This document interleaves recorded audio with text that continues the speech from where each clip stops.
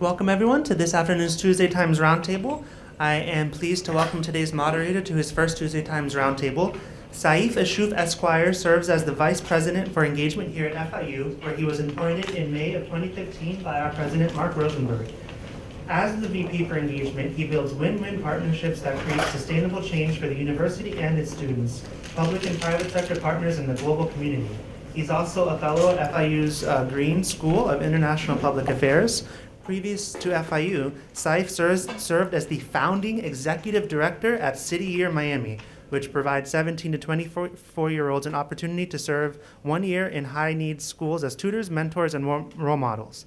Under Saif's leadership, the organization more than doubled in size and scope, with an expansion from 8 schools to 17 schools.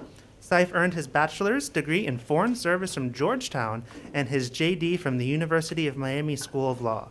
His professional career includes being a startup technology entrepreneur and executive in the agricultural and engineering space. Prior to City Year, he served as the CEO of FCT Technology Corp., a corporation, a firm that is involved in renewable energy, crop science, and water resource management. So thank you for being here, Saif. Thank you so much. Good afternoon, everyone. How's everybody doing today? Good. Well, I know that this is a rocky start for us, especially after having weathered Hurricane Irma. And while we are still in the process of picking up the pieces here in South Florida and in the Keys and the Caribbean, we also know at this very moment bearing down on other communities around our region is Hurricane Maria. And so as global citizens, it's our responsibility to think deeply about not only what's happening within our own immediate neighborhood, but within our global neighborhood. So we definitely know that, as is often the case with South Florida, many of us here and many institutions in our community are going to be stepping up to play an important role to help those communities with recovery. So I would be remiss if I didn't start off with a thought and a meditation on that. And it actually blends really perfectly into what we're talking about today. And by a show of hands, how many of you are familiar with the writings of David Brooks, the gentleman who wrote the piece that we are discussing today? David Brooks, anyone? Got one here. Any other?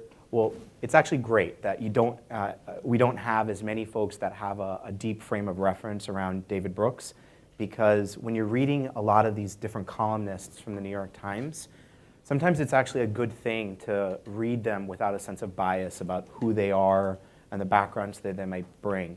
And I think that that's actually an important theme as part of the public square here as a public institution, and for all of us who are committed in this work of being a global citizen, which is that we want to be able to engage and absorb perspectives from a lot of different elements of the broader idea spectrum without a preconceived sense of bias about who the messenger is, why it is they might be bringing us this message. And so David Brooks is somebody that has written for the New York Times probably for the better part of the last 15 years.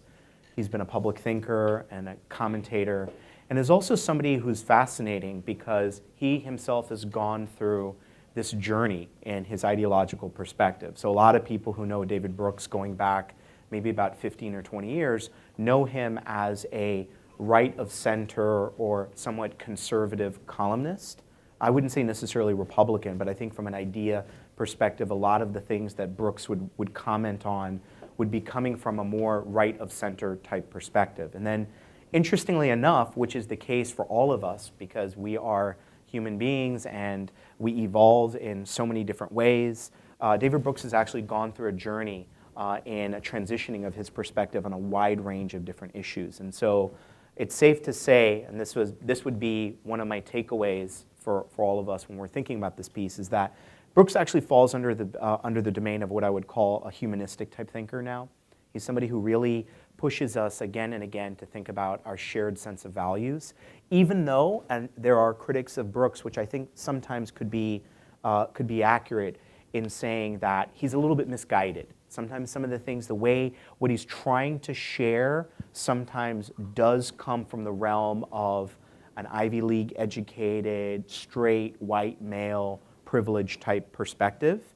And so the messages sometimes can get confused and kind of lost in translation from Brooks. So I think when we're reading any text, it's so important to get a sense of who is the author, what is the origin of where they're coming from, because it allows us to get a sense of, well, how much of this am I actually going to buy? How much of this is information that I really believe that I want to fully absorb?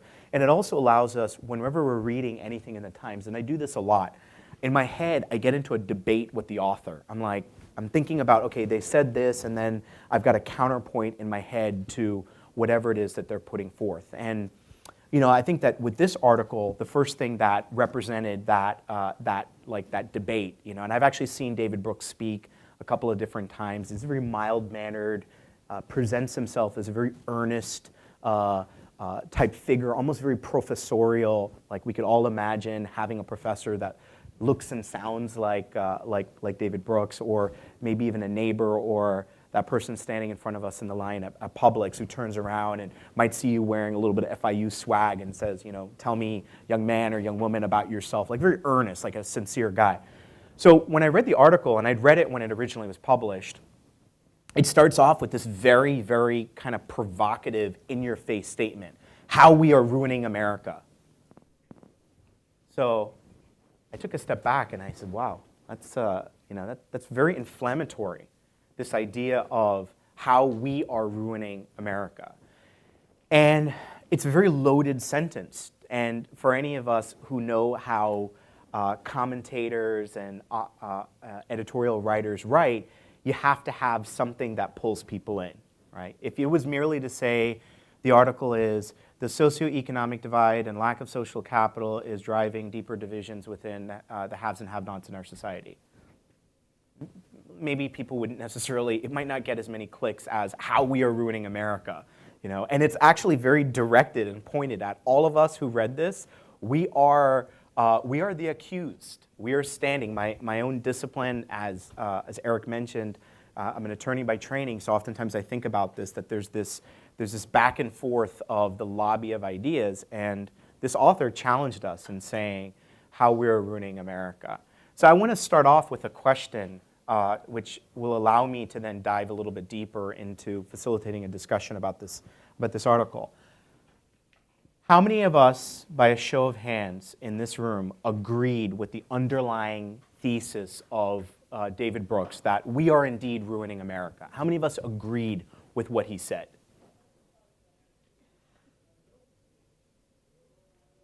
Okay.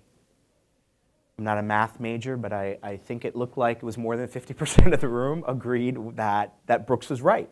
How we are ruining America. And so what specifically was this article digging into? And this is a question, and this is not a rhetorical question, like I'm actually asking a question. Like, what was it that he was saying are the 2 or 3 contributing factors to this ruining of America? Anyone? He talks about the exclusivity of certain benefits for certain people. Excellent. That's definitely one of the big ones. Anyone else? Talks about the. Oh, sorry. Go ahead. Go ahead. He talks about the rewards that one can receive for having lived a privileged lifestyle. So, like you had a privileged lifestyle. Now here's some more privilege for you as a reward. Basically, pretty much what they were saying is that a lot of the people who have the knowledge go to college and have this education aren't willing to share their experiences and knowledges with other people, or even try, like with the early childhood programs and stuff like that. Preschools, we have childcare, but it's only offered to people who have the money to pay for it. And the ones that are government funded are just schools that are like, people are just, kids are being babysitted. So they don't have. It's pretty much a house with a lady, and they're like, okay, this is a daycare. Yeah, that's what the government pays for as a daycare. Did you have a comment? Yeah, he also mentions the cultural codes. I can say that I have even kind of experience something that he said against the restaurants. When you go to a restaurant and you face all these names that you barely understand. Yeah. That was an interesting thing. And by the way, spot on to all of you who shared some perspectives. Those were exactly some of the big themes. So what you just shared, your observation, was one of the biggest critiques of this article. Like after David Brooks wrote this piece, there were probably about 10 or different writers who saw an opportunity to take a shot on goal on Medium or other platforms to say, if I take down David Brooks, I myself might get 1 million views in my article. And that was one of the biggest critiques, because the framing of how Brooks described taking this young person to this fancy gourmet restaurant the critics presented it as, it felt very paternalistic, it felt very, I, of such high privilege, am now conferring on a young person who might not have had an opportunity to go into a gourmet food market to eat pomodoro, pesto, artisanal, Hungarian goulash, whatever it is, right? And that was an interesting element of it. But I think, again, like I shared at the beginning, that some of the concepts that Brooks was putting out there, as misguided as they might have been, given his origin, this is not a defense of Brooks. I mean, I'm not being paid by Brooks to be here at all. I'm being happily paid by FIU to be part of a part of our community. But I think that there was a good point, what he was talking about, that cultural code piece. And it's something that's relatable for all of us. I mean, for, or at least many of us in this community that might hail from a different country of origin, or depending upon the heritage and journey of our families, we've experienced that. So that was something that definitely stood out in the Brooks piece. But at the same time, the way he framed it also was what he caught a significant amount of criticism for. And I can see what was the origin of why some people might have felt that. And it also is instructive for all of us, because we're in a university. At the end of the day, not only are there students here, and there's our faculty here, and then there's also our professional staff that are here, but all of us ultimately, the very notion of universities is that we're communities of learners. And communities of learners mean that we are all willing at some level to open ourselves up to enhanced and additional perspectives. And not all of those perspectives are going to come merely within a classroom environment. The truth of the matter is, we might get more wisdom if we take a moment and we engage with the nice lady who's making us a cafecito a Bustelo, and we hear from her lived experiences. There's a truth and a sense of wisdom in those perspectives, and I think that similarly our ability to help others decipher things like cultural codes when we're sitting at a fancy restaurant and being able to open ourselves up, to be a little bit vulnerable, to tell somebody, hey, I've been through a similar journey myself, and I know what it feels like. Well, what is the difference between nigiri and sashimi and sushi and all of this stuff, right? How do we make others feel a degree of comfort? So I'm going to dive a little bit now into the article, because I wanted to start off with this, with the sense of where was the room at in actually the vibe and the takeaway from the article. So when I read this piece originally, and when I reread it again, when Eric and I had a conversation about the opportunity to participate in this global learning roundtable, I had a couple of big takeaways. And my big takeaways were essentially that what Brooks is talking about is that there's underlying in our society this disconnect or inefficiency, and how social capital is making possible the American dream for a wider range of people. So I'm going to hit pause and dissect that sentence a little bit, because even within there, it's very buzzwordy and very jargony. Social capital, American dream, all of those types of things. So social capital, for those of you who might not be familiar with it, and I don't think that when I was earlier on in my journey did I think about social capital, nor was it really a term of art, maybe more than 10 or 15 years ago. Social capital essentially is how do the collection of the network of relationships that you have translate into some form of economic or social value. So what does that mean? So quite simply, if you're interested in becoming a physician and you have an aunt who's a physician, that knowledge base that your aunt has and the proximity of that relationship that you have to that aunt means that your next door neighbor or the kid who's living down the street that also wants to become a physician but has nobody within their immediate family or within their social network, like their friends and their family's friends and their family's friends' friends, means that you possess a degree more of social capital than that neighbor or that friend who's down the street. And essentially what Brooks is talking about throughout this book is, or throughout this piece, is this idea that social capital in all of these different forms ultimately winds up becoming a greater predictor of success in our society today than probably just about anything else. So he gives us in this article these great stories or these great data points of simple facts like a young person who comes from a more economically advantaged background. So young person comes from a family with more wealth that has poor test scores going into college versus a young person who comes from an economically disadvantaged background who has good test scores, that the kid who's entering college with low test scores and higher family economic advantage has a higher likelihood of completing college. So we think about that, right? And we think about that's a very stark statement. So it starts to then scratch away at these certain myths that maybe we tell ourselves to say that we are a fully egalitarian society, that there's an ability for, if you work hard enough and you play by the rules, then you too can access every version of the American dream. Now I want to sort of circle around. So that was social capital. I want to circle around one of the other terms there, American dream, right?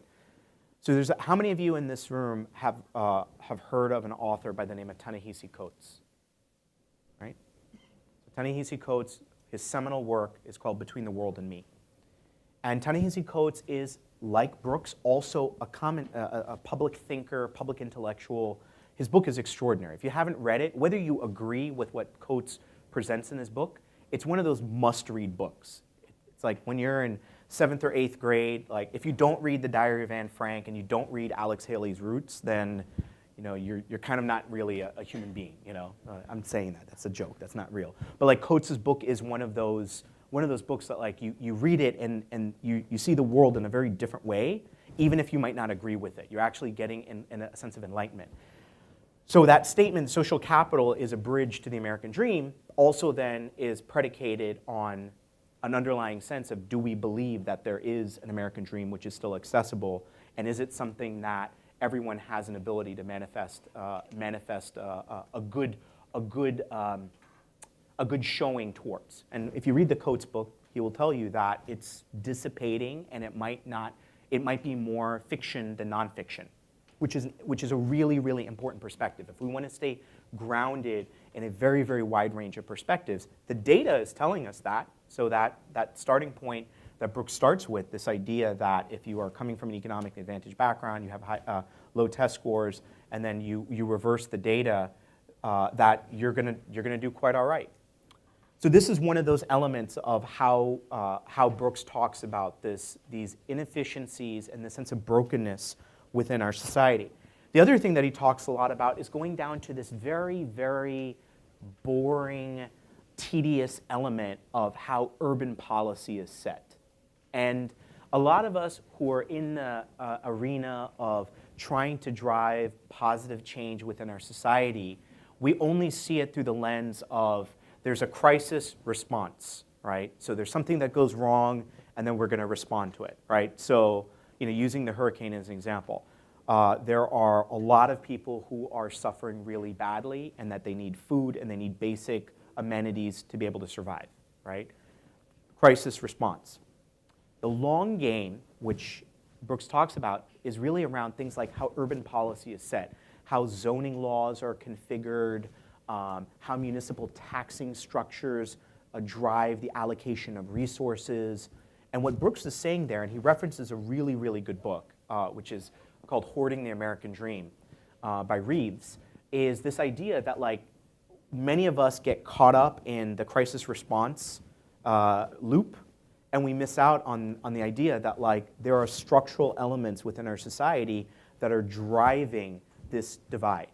And that as a result of it, it means that 70% of admissions to the top 200 most competitive colleges in this country are coming from the top 25% income earners in this country. If you think about that, that's really a stark number to saying that like you could actually drive around and not know who folks are, not know what's going on behind the walls of houses and residences, and by the data, oftentimes zoning information, be able to tell what is the likely predictor of somebody's likelihood of success. And so again, what Brooks is advancing in this piece is that if this is part of a status quo, then we all are collectively at fault. So that we are guilty as charged for the first count, right, of are we complicit in urban policy which is driving this type of divide? And he presents in this article some really stark information that shows it as such. He shares information that he references very briefly another author that I love to go back to again and again. Somebody by the name of Robert Putnam. Anybody in here ever heard of Robert Putnam? So Putnam is the guru of a lot of different things. One of them is around civic engagement, which is my life's work. And he wrote a famous book called Bowling Alone, which basically has as its underlying theory, which is really funny. How many of you in here bowl? Okay. There's only Bird Bowl left. I mean, if you're old school 305 like me, there used to be Don Carter's, and now there's some fancy places that sell $15 sliders. I don't know about, but yeah, it's all right, But so what Putnam talks about in Bowling Alone is that if you rewound about 60 years ago, there were more bowling leagues in America than there are today. There are millions more Americans that are bowling today, like by number of people who actually bowl, but there are less bowling leagues today than there were in the 1950s and the 1960s. So the article is called Bowling Alone. So the idea is that more of us today are bowling, but we're bowling alone. And then that's also part of the civic fabric. His other more famous book is called Our Kids, which is the one I'm trying to reference, as opposed to my $15 slider reference from bowling. But in Our Kids, what Putnam talks about, which is very much germane to what Brooks is trying to get at, is this idea that today we have a much less expansive sense of who our kids are. What does that mean? I want to dissect that. Our kids means that it used to be in neighborhoods and in communities around this country, you had a sense of collective responsibility for the kid that was all the way down the street. And we would see that in Miami. Abuela or grandma or mama would be calling out for the kids that were down the street when it was lunchtime. That sense of collective fabric Putnam talks about has dissipated. It's gone.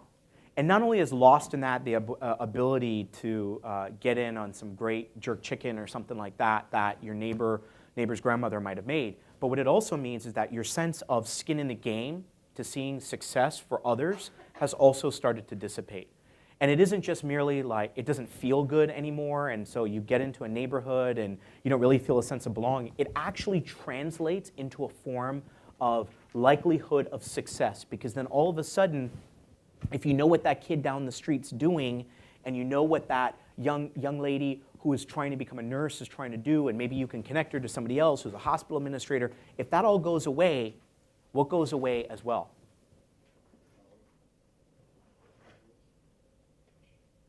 What's the big term we're meditating on today in the social capital? So again, the Putnam book, if for any of us who want to nerd out a little bit and take this Brooks piece a little bit more, in Our Kids is really it's kind of a mirror. It's a truth mirror that we can stare at and ask ourselves, are we guilty as charged on this too? Because remember, we're reading an article that's put us on, we're on the stand here. Brooks has put us on trial collectively as a society and saying we're ruining it. You, Imani, Jerome are ruining America. I'm saying that Imani's my friend and colleague here at FIU, and I can say that because he's also my buddy, but that's when you read the Brooks piece, that's what he's saying, right?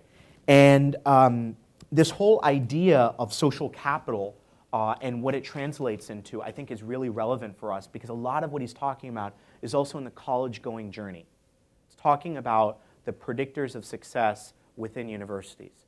And I want to take a point of personal and professional privilege to say we should all take great pride that we are together part of a community and at an institution where we really don't believe in leaving anybody behind, that every single person, every single student counts, and we're going to do everything possible to get everyone across the finish line. And that it might not mean that it's easy and fun along the way. It never is. All of us know what that's like. Those of us who've been in the shoes of the undergraduate journey, we know that that's not easy.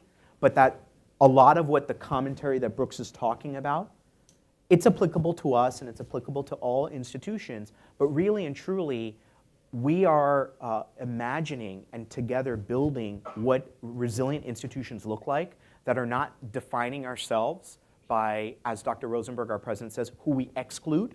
We're not defining ourselves by who we exclude, right? So when you look at an admission to an Ivy League university, they're always talking about, we only accept 7% of the people who apply. That's how they've defined themselves by, you know, we are as great as the people that we are not inviting to the party. You ever think about that? When you read about that, and you know, like you go to one of those selective, you have a friend or family member, it's always like, oh, you know, they only take, you know, less than on one hand percent of people in. Other institutions that recognize that that's not the way you build robust democracy define ourselves by who are we including? How are we going to scale from 55,000 to 65,000 students by 2020 and beyond? And what does that actually look like? So it's something that I just wanted to sandwich in because I think it's an important perspective, because on that count, we are not guilty as charged, right? So when this idea that that colleges are themselves becoming places that are dividing people along socioeconomic lines is in fact, for the most part, a true statement. But there's a subset of institutions in our country that are leaning in and addressing this in a very, very different way. And it's the reason why we're seeing the resilience within our HBCUs, historically black colleges and universities, as places of choice. It's the reason why people are making choices for urban-serving universities, minority-serving institutions, Hispanic-serving institutions, places where we can create a sense of collective belonging. And even if you're not of one of those heritages, you too are also part of what that collective success could and should look like. The next thing I wanted to talk about in this Brooks piece is something that is an idea that's getting played with a lot these days. So Brooks talks a lot about college and this how we're ruining America. But there's a bigger idea that's out there about college and about university, which is about the value of whether or not university degrees and colleges still matter. How many of you are familiar with what I'm talking about? Mix it up. What am I talking about? They're saying that now you don't necessarily need a degree to get into a high position. Sometimes it's the experience that counts and not what's on the paper. Correct. Nailed it. So, so I want to touch on this. So what she said was there's this idea that's starting to get real legs out there that one need not acquire a college degree in order to accomplish success within our society. And so this is an interesting one because, again, if we go back to what the scholars like Putnam and others talk about, we know that one of the greatest predictors of likelihood of economic success within society is attainment of a college degree. So there's not a lot of things that you can look at to say, if you take twin sisters, Sister A and Sister B, Annie and Betty, and say Annie has an ability and goes all the way to college and Betty doesn't have an ability to do that for a host of different reasons, and you fast forward 30 years on basis of income and a bunch of other different factors, who is going to be further up the economic and income ladder? It's going to be the one that went to college, right? So an interesting thing here, and this is, again, I want to give a little bit of perspective from the outside about that, because this how we're ruining America, I think is an important, this important piece of like this idea that somehow we've moved to this post-college, post-degree era. Where does that idea come from? Like, who has put this idea forth? Where's this coming from? So oftentimes, that's a good point. I was going to specify white males, maybe uneducated white males. Yeah. So, Can't get a college education, for example. and close. 50% of what you're saying is about right. So I'm going to go ahead and put forth the idea that one of the godfathers of this is a gentleman by the name of Peter Thiel. Who's heard of Peter Thiel before? Okay. So Peter Thiel, fascinating individual. Peter Thiel is the guy, when Mark Zuckerberg was a pimple-faced college kid who had this crazy idea for this little website called The Facebook, not Facebook, The Facebook. Peter Thiel was the guy who wrote him a check for $500,000. He was the first venture capitalist to write a check to Mark Zuckerberg and his co-founder Eduardo Saverin for $500,000. The story goes on and on. Mark Zuckerberg is who he is, fourth wealthiest person in the world. Peter Thiel goes on to become a billionaire many, many times over in a number, pretty much every single company that we can think of that's on our phones is a company that's been funded by Peter Thiel's companies, right? So Peter Thiel himself is, as we're talking about privilege, a double Stanford grad, Stanford Law, even taught at Stanford. He writes this phenomenal book, which I encourage everyone to read, called 0 to 1, Notes on How to Build the Future. And 0 to 1 puts forth a lot of different ideas, but one of them is this idea that we're in this post-college era and that we can acquire badges and certificates and other online medallions and stuff like that. Not medallions like our global learning medallion, but medallions and other things that ascribe to us a sense of value that companies can say, you know what, you're ready for job X, Y, and Z. So Peter Thiel, anywhere you go, and I have an opportunity to represent our institution at a lot of different conferences where I get to hear this idea a lot. You know what? Universities are great, but we're kind of over it, and you can go on to Coursera or edX or General Assembly, and you can get what you need, and you can get hired. And when you push people and you start to dig into it, where did you hear that? Oh, I heard a TED Talk from this guy named Peter Thiel, and he was behind it. So I dug into the literature with Peter Thiel, because this is very much connected to this how we're ruining America, which we're all still charged here. David Brooks has charged us with this, we're ruining America. And what Peter Thiel actually says, and it's important because ideas, just like what this roundtable is supposed to be about, it's important for us to have a sense of curiosity and a sense of skepticism. So we need to be infinitely curious about when somebody says something to us like, well, okay, that's great, and kind of go to that dream space about what that could and should look like. But then at the other end of it, we need to have a scientific degree of skepticism. Like, why is that even true? Why should I even believe you? So I did that with that whole idea, especially those who were citing Peter Thiel. And I realized that in his book, 0 to 1, if you read it, and it's buried within there, it's a great book. And what he actually says is, and there's a little vignette where he says that if he were president of Stanford University, he would upset everyone that's a stakeholder at the institution, including alumni, by doing something very different.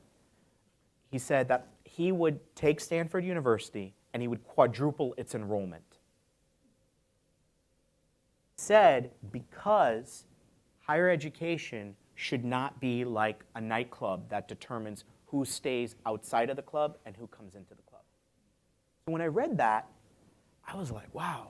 Peter Thiel just made an argument for these large national service urban serving universities like FIU and UCF and Cleveland State. He's actually not making an argument against higher education. What he's making an argument against is this idea that in an era of technology and disruption, the idea that knowledge should be exclusionary.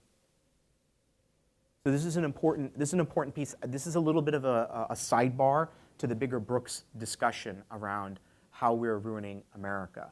And I think it's important that if we're going to be talking about this topic of, if on one end, Brooks is telling us that there's a real class-based challenge in accessing the highest realm of education, it's also important to realize that there are many who are also putting forth this idea that we don't need these institutions like universities and colleges. And oftentimes it's people who, when they say that and you ask them, so did you go to college? And the answer is yeah. And if they're like my age or older, and you ask them like, well, what about your kids? Are your kids going and getting badges and certificates? And they're like, oh no, Jenny's at Brown, right?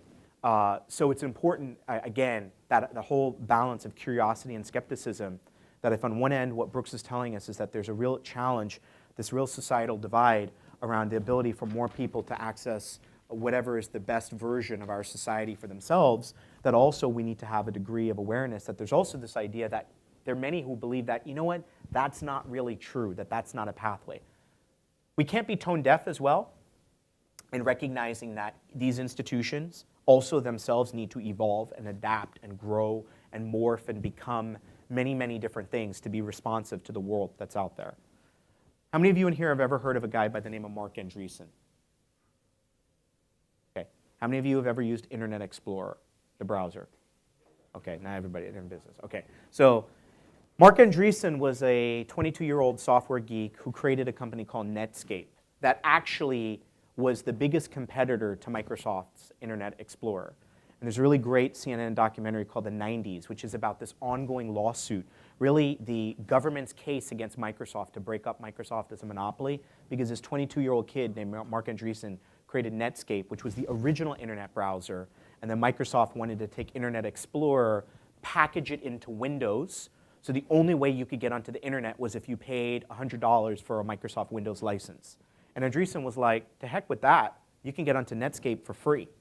And it's what prompted the government to engage in this almost decade-long anti-monopoly lawsuit, which cost Microsoft billions of dollars of market value. So Marc Andreessen, one of the greatest software minds of our time, and has gone on to himself to become this very, very successful venture capitalist.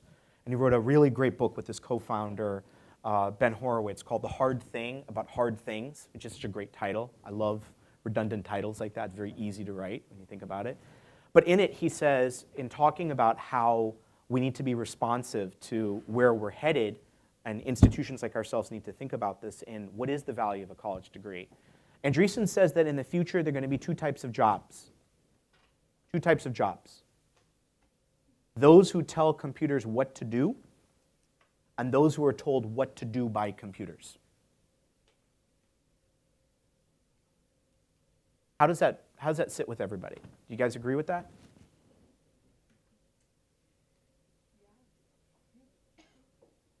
How about you all over here? This quadrant is very pensive, and I want to hear a little bit more from my friends over here.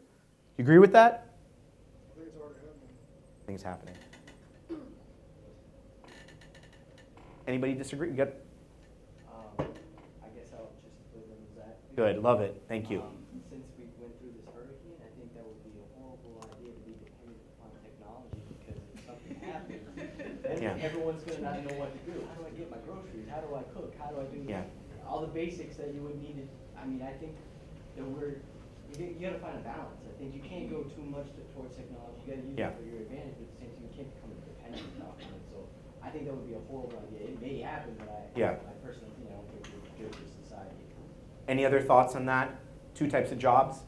Well, I disagree too, because, and I'm not playing devil's advocate, but I'm in a field where we're educating our students to meet human needs, and I think you're always going to have those societal ills that have to be addressed by educated people. And in this case, I'm talking about educating social workers for the next generation and for the global economy. I really like that reflection, because I was talking with one of my colleagues earlier today, and we were talking about this article, and a lot of the big takeaway of this is really that the world that we're seeing that's evolving, even with all of the disruptive shifts because of technology and whatnot that are coming, a lot of it is really what it's saying is that the sense of the human element, the human touch, is going to actually, there's going to be a premium on that, which gives me a lot of hope, because we still have that. I mean, there are AI programs that will quickly be upon us that are going to be taking millions and millions of jobs around the world. But at the other side of it is that there are going to be things that these very, very human values of empathy, bridge building, these things are going to really matter a lot. And in this piece, go ahead. I just think that the case of doing what computers tells you not necessarily means that you stop being a human. Okay, because honestly, working with social working or any other factor that is involving humans, we do already use computers and internet, and we are doing what they're telling us to do. We all have computers, we all have cell phones. So not necessarily because you are doing what computers tells you, because you're not the one who is programming the computers, means that you're gonna stop being human. You can still have it all, but somehow it's already, and we could see that with the hurricane and not having power because we depend on computers, it's already happening. Correct. That's another great perspective, that the idea that as these types of assistive technologies are out there, it doesn't necessarily mean that we're diluting out our human identity. And I think that human identity piece, that Brooks, going back to the piece, I've got to go back to the piece because I've got to moderate this on the piece.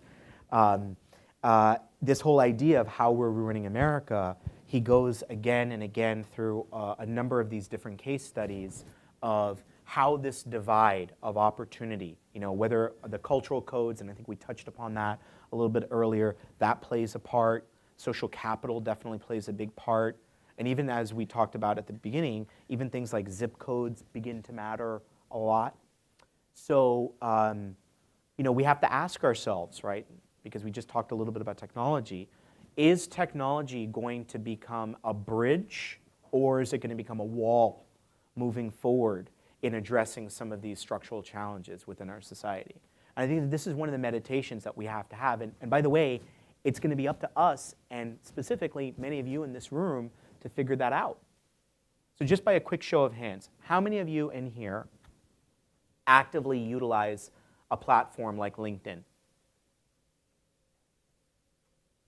Good number. So I would say in the world in which we're living in now, that those types of platforms are increasingly going to become that much more relevant. And if you're not on LinkedIn, I encourage you in every way, shape, or form. Again, it's not a paid infomercial from LinkedIn. As a student, I think with a .edu address, you can get a LinkedIn account for free, so don't worry, it's free. It takes a little bit of time to figure out. If you're not on one of those types of platforms, those things are going to matter so very much. Because increasingly, the idea of going to a networker and meeting a prospective mentor or somebody who can help you with the job, a lot of that is going to start to go away. As somebody who, for a living, spends time out and about in the field, I'll tell you that increasingly those forms of social interaction are starting to dwindle down. I also want to proffer to every single person in this room that as one of this institution's chief connectors, if you go into LinkedIn, add me, and if there's anybody on my LinkedIn account that you see that you want to get connected to, I'm more than happy after a brief dialogue with you to connect you to them. So that's important. It's always a challenge. I've also challenged people about this before, and I've actually hired people to work with me based upon LinkedIn messages they might have sent me. So if people don't think that that's real, in another presentation I give, I actually show a LinkedIn message from somebody that I eventually hired to work with me, starting off of a LinkedIn connection. So if we don't think that these things matter, then yeah, no, absolutely. I really do mean that. And I always challenge everybody. And then drop me a note in it as well. It's a good thing. And my colleague Karen and Issa and Anthony that are here, they'll tell you I will respond. And if there's somebody out there, and if there's somebody that you think you want to get connected to, I might actually be able to give you a perspective on somebody better that you would want to get connected to than the person that you might see, CEO of, big name corp. And I'd say, you really don't want to meet that person. You want to talk to, Genevieve, who's the VP of HR. She's the one who can give you the hookup. But so this question within this how we're ruining America, we have to ask ourselves, this is to everyone here, is are we going to leverage these technologies to become bridges, or are they going to become walls? And it comes back to basic equity issues because, even getting onto LinkedIn presupposes, do I have the type of technology that enables me to get onto LinkedIn? Am I in a zone where I have the type of internet connectivity to be able to utilize it? And so as I wrap up and I head to some questions from you all, I started to think a little bit about what, in the end, when we read this whole Brooks piece, so we're being charged with how we are ruining America. And I think that he lays out a very compelling case about some brokenness within our society structurally that's leading to this divide of folks who are able to access a world of unlimited opportunity and folks who are very much stuck within the bog of multi-generational poverty. And I can relate to that. My family, we're from the Caribbean. I'm from Guyana. My great-grandfather was brought over as an indentured servant to cut sugarcane on a British plantation, which essentially was, they were the replacement troops. The Indians that were brought from India were brought as replacements to African slaves post-emancipation in the British Empire. So they were brought in as a second wave of slaves by another name. That was my great-grandfather, who only died 10 years before I was born. And I think about the majority of people that were in my grandfather and my father's generation that were stuck on the sugar plantation. I have a second cousin. My grandfather was a security guard on a sugar plantation. And on another wing of my family, he has a great-grandson who lives in the same village that my family is originally from. And I'm in touch with that second cousin on Facebook. And the other day, we're having an exchange, and he's a young man that I paid a lot of attention to. And I asked him, I said, so what are you up to these days? He lives in the same village. He said, I'm a security guard on the estate. So you think about like that, what does that actually mean? So I'm privileged to be able to be part of a wing of a family through education and opportunity and luck and a bunch of other random factors. Nothing that was actually gamed that was able to escape that, the gravitational pull of multi-generational poverty and the divide. And then this other young person that's part of my blood, my family, that's doing the exact same job that his great-grandfather was doing 3 generations ago. So we have to ask ourselves, what are we doing collectively to be leveraging technology and other things to not be part of these forces that are, as Brooks says, contributing to the divides within our society. And so I've thought about a couple of different things. And one of the things is that for those of us who have an ability to do so, it means we have to take responsibility for our communities that we're a part of. It means that we have to step up. Now, I realize that a number of you in this room are students and are yourselves in your own lives and in your own neighborhoods and in your own communities are stepping up. Stepping up doesn't merely mean I became part of a student organization or club. If you're going to pick up the medicines for a sickly neighbor from CVS because he or she's not able to go and get those medicines, that's a form of giving back and stepping up and taking responsibility in our society. That oftentimes in communities like ours don't get captured as part of volunteerism and service, which is the reason why when you measure a place like Miami versus a place like Minneapolis, St. Paul, which they did in a famous study called A Tale of Two Cities, Miami comes in number 51 out of 50 for service and volunteerism as a city compared to Minneapolis, St. Paul. But I would argue that a lot of the ways in which our community gives back and that sense of caring, right, checking in on an elderly friend as a hurricane is coming, that isn't the same as hours volunteered at a United Way beach cleanup. But that's, so that's one of the first things, that taking responsibility really matters. The other thing is about leveraging networks, creating networks, becoming part of networks, become part of these villages that are out there, these institutions, and whatever your flavor is. I'm not being prescriptive about what that could and should look like. Every one of us is able to either build or create or become champions of different affinity groups. These are the things that really matter. We saw through Hurricane Irma a couple of really fascinating things. One of them being that with the storm bearing down upon us, that the layer of civilization, like what was remaining to be able to keep shelters running, to keep some of our most underserved communities going, you all should take pride that one of those entities within our society was right here, was our FIU. Another one of the entities was Miami-Dade County Public Schools. So you think about it, a catastrophic event occurs, and the two entities that are playing this supersized role are the public university and the public school system. Way beyond what is defined as their mission statement, but they're stepping up and taking that sense of responsibility. So that third thing that I really recommend is becoming part of affinity networks. And that's something, again, if you drop me a message, I'd like to be able to make myself available in whatever way, shape, or form, because I think that that's something that Brooks talks about. The final thing, and this is a little bit less about like what we can do and what we should look for, is a lot of times we do need, what this article was highlighting is that all of us need to, if we have an ability to help step up and be a sponsor or mentor to somebody, that we should step up and do that. And if we don't have a sponsor or mentor, and I'm going to define sponsor in a second, that we should be on an active quest to find somebody who can help be a navigator for us with those challenges. So a mentor is generally going to be somebody that is able to give us some advice along the way. You might say to them, hey, I'm thinking about changing my majors. What do you think? or I'm thinking about this type of job, or I've got a good opportunity in Cleveland. What do you think about Cleveland versus Miami? And a mentor is going to give you advice. They're kind of like an FAQ along the way. And they can say, oh, that's a really great idea. They might ask you to think about things a little bit differently. And mentors are very important. There's a level up from that, which is somebody who's a sponsor. And a sponsor is somebody who's willing to actually kick down a door and create those opportunities to say, we've got this outstanding person here, we've got an opportunity here, we need to connect these two opportunities and we need to make something happen. So I want to put that out to you that I realize it's easy for me to say, oh, go find a sponsor, but I also want to say this is a little bit of a plug because I'm part of a unit here at the university, the Office of Engagement, which is our responsibility to help create meaningful connections and linkages between our university community and the world beyond us, as well as what we've got with our Office of Global Learning. Ask for it. Oftentimes, the very thing that we need is right there. We don't know that we need to ask for it, which is also part of the challenge, right?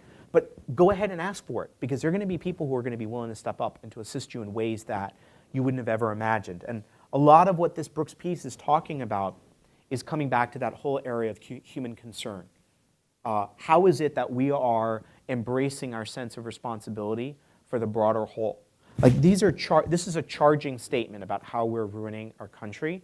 I'm actually a lot more hopeful when I spend time out in the community and also here on campus, that I think that we have a number of people that are changing and adopting a very different mindset about what this actually looks like. And this whole idea of how we're ruining America, that the train has left the station, but there's an ability for us to change the tracks. We might not be able to change the train, but we definitely can change and switch the tracks that this train is headed on. And a lot of that is going to come down to our sense of shared spirit, our sense of determination, and a sense of how is it that we are finding our connection points of our values at the highest point. Not at the point where we fall apart and we're divided upon things because we have different or unique perspectives on things. We want to celebrate those differences. But really, a lot of what Brooks is saying in this How We're Ruining America, I actually believe is a challenge to all of us to say, how are we channeling the best version of ourselves, and how are we finding commonalities with others at the highest point of our values. So this article, I think, is a great one. It's something that I encourage all of you to read some more of Brooks's work. When you read anything in the New York Times, I encourage all of you to, if you create an account, you could actually enter into the comments section, and it's a great way to combat the trolls that oftentimes post things that are not very nice, to say the least. I think that a lot of these authors and writers are actually looking for people to give very brutal and tough feedback and honest feedback and show to them that you actually read their work and you're willing to engage in the ferocious debate of ideas. So I'm going to hit pause now. That's my own distillation and in and around this piece, but I want to open up for comments, questions, and observations on any of the things that I've shared. How does this gel with people? Go ahead, jump in. I noticed, like, you interpreted it as like a charge against all college-educated individuals, right? Yeah. But I disagree, and here's why. Good. I feel like the first sentence applies to everyone who's gone to college. We all want our kids to go to college because we come here and we know what there is to gain by coming here, right? But the second part, that's not applying to everyone. And I feel like more so than the college-educated class, he's talking about the upper class. And when we look at, like, even the title, how we are ruining America, it implies that it's accidental, and you have to ask, like, who is it being ruined for? The upper class, who he goes at in this article, they don't see it as being ruined. They think things are great. They think things are getting better.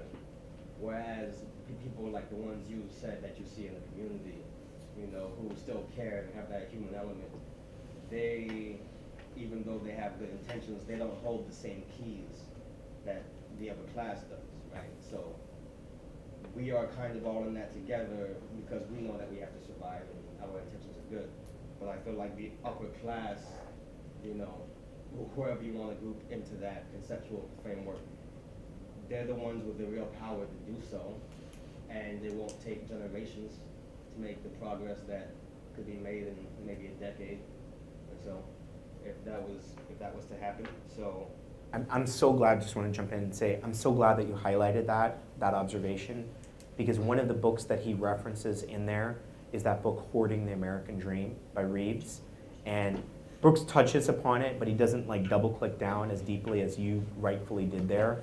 That I think there is a big piece of that responsibility that he's talking about, the hyper concentration of opportunity and privilege on one end of the spectrum. I mean, one of the data points that he shared was, he talked about even something like nurturing. If you're on the upper end of the income spectrum, it means that you probably were able to have had 51% more time of nurturing from a mother or mother figure in your life. So I think that what you touched upon is a really important piece of this, which is that what he is talking about is, you know, and I obviously I had to play with it a little bit, the idea of we're being charged, you know, that's a little bit of the theatrical flair. But you are indeed correct that what the article really is honing in on is that there's this hyper concentration piece that is distorting what the field of opportunity can look like. Because if you go back to that data point, 70% of admissions to the top 200 schools are coming from the top 25% of incomes, then that's like, I mean, they got all the marbles. Like that's what he's saying, like there's no doubt at all in what Brooks is advancing. And so part of what I believe is the question is, what are we doing collectively around being able to ensure that those types of structures, it's a long, slow game, but also what are the institutional roles in being able to disrupt that? Because it doesn't like, those things don't necessarily always have to be foregone conclusions. That is the world as it is, and there's no doubt about it. The data suggests that. So part of my takeaway that I wanted to share was around, well, what do we then do with that being part of the operating reality? But you're spot on, and thank you so much for putting that point out there. right. I always think about audience with these things, and I'm gonna make this quick. Like on the point about the post-college Yeah. Era, I guess. Like that also is aimed at a certain audience. Yeah. You know, because like Bill Gates, for example, we talked about him earlier. You know, he dropped out of college or didn't go, whatever. But if you've read Outliers, then you know that his environment was very conducive to his success. And The only high school in America that had a computer, and his dad was the managing partner of the largest law firm in Seattle. And he had access to those computers when Correct. no one else was allowed to be using them. Only research scientists at NASA had those computers when Bill Gates was playing with them. Now this excellence comes into perspective. Right? Correct. Thank you. Just to change the pace, I wanted to say that I really liked how you talked about how like, when we were kids, you could go outside and you go to your neighbor's house to eat with the whole neighborhood, and you talked about bowling, how like there was leagues before and now there's not. And I was just thinking like that's the thing about technology. I feel like it almost takes away intimacy, and we see the backlash from TV. A lot of kids that their parents need their mom. They have a single mom. She needs to go out. She needs somewhere to take the kids.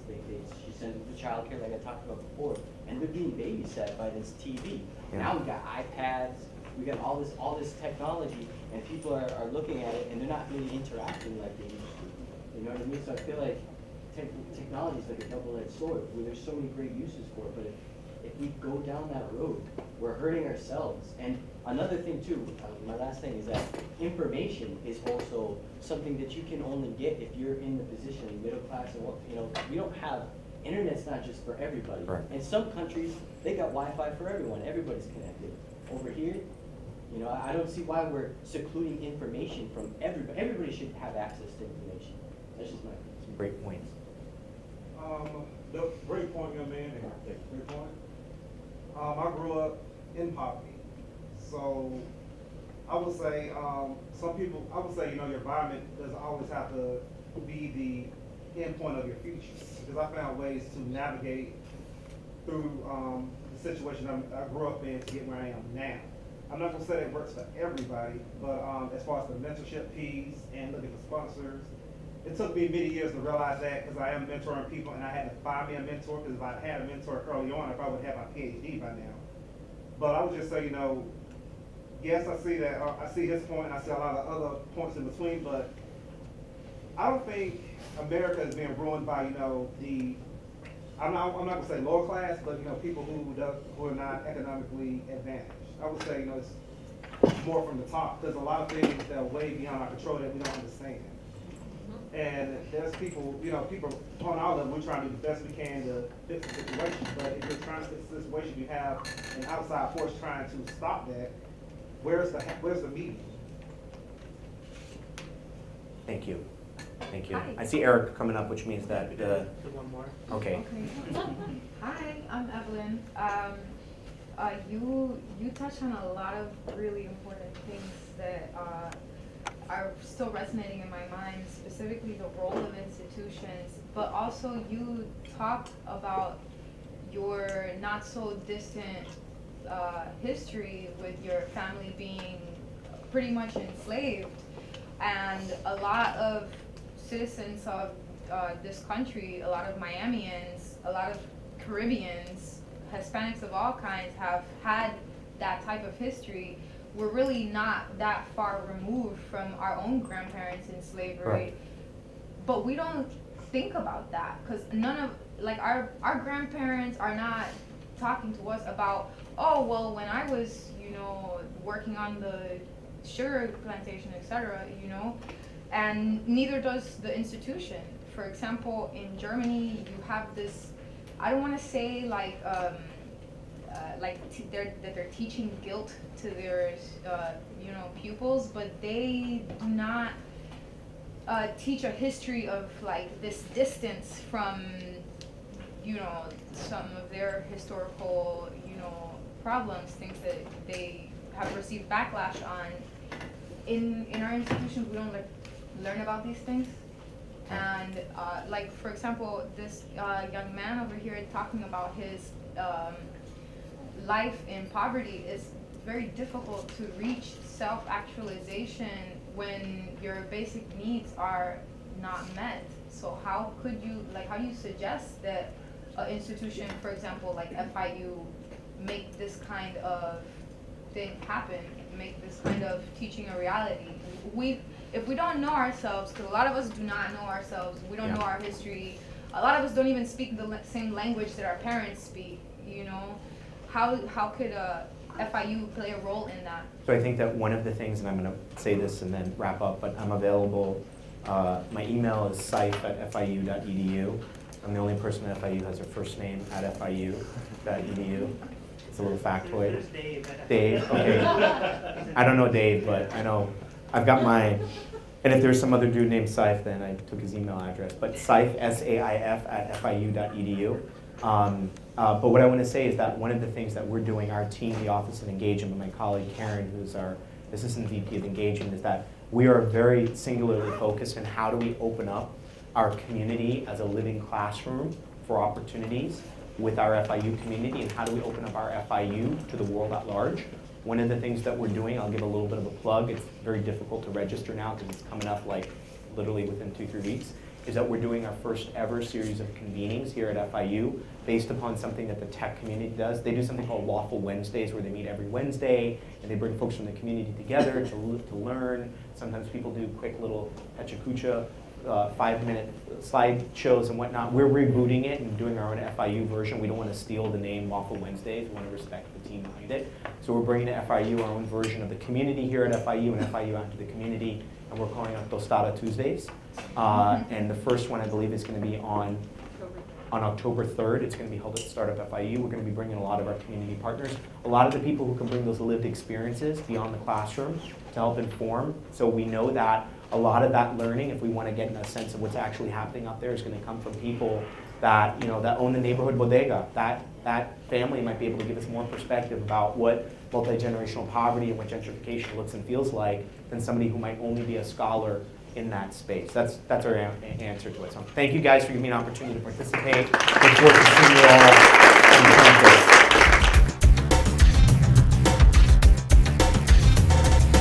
Produced by Academic Video Services within the Division of Information Technology at Florida International University.